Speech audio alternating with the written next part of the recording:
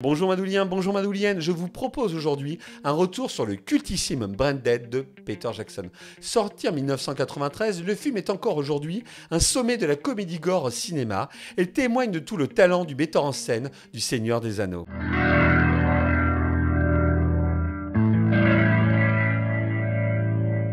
Branded de Peter Jackson aura marqué toute une génération d'amoureux du film gore au cinéma. Adolescent, j'avais découvert le film grâce à sa diffusion sur Canal+.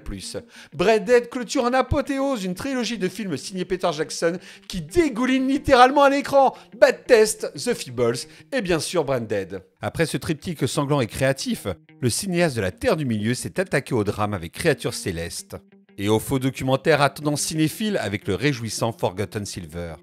Ensuite, Peter Jackson a signé Fantôme contre Fantôme, un long métrage dans la lignée du cinéma de Zemeckis, qui reste à ce jour mon préféré de son auteur.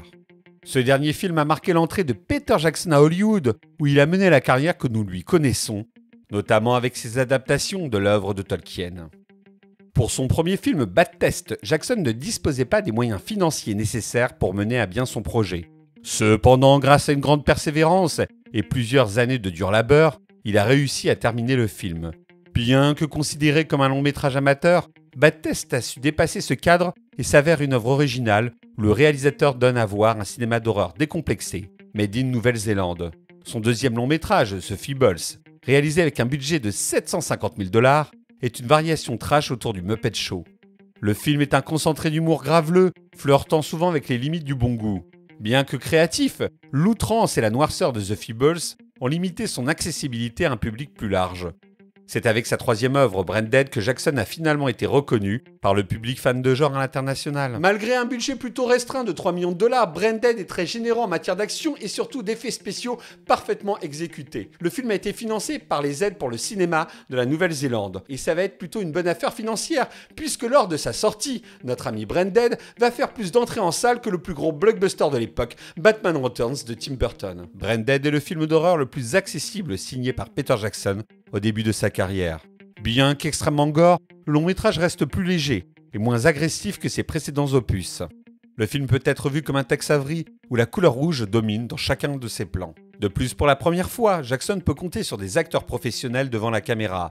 Le jeu des comédiens, inspiré par le cinéma burlesque, permet ainsi de créer de la distance par rapport au litre d'hémoglobine versé. À ce titre, la scène finale du film aura nécessité plus de 300 litres de faux sang. Jamais avare en termes de références et de clins d'œil adressés à son public, Jackson annonce dès l'ouverture de son film, grâce à un intertitre, que l'action se déroule sur Skull Island, nom mythique pour les fans de fantastique qui renvoie à l'île de King Kong.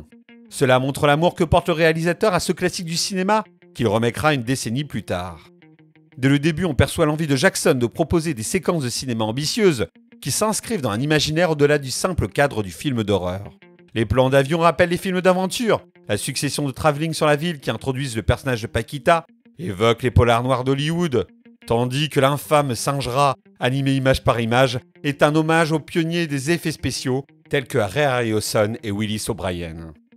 L'un des points forts de Branded est indubitablement la manière dont Peter Jackson mélange différents genres cinématographiques pour créer un film unique et surprenant. On peut bien sûr penser au thriller psychologique et à la psychose, avec Cette maison où règne une mère castratrice.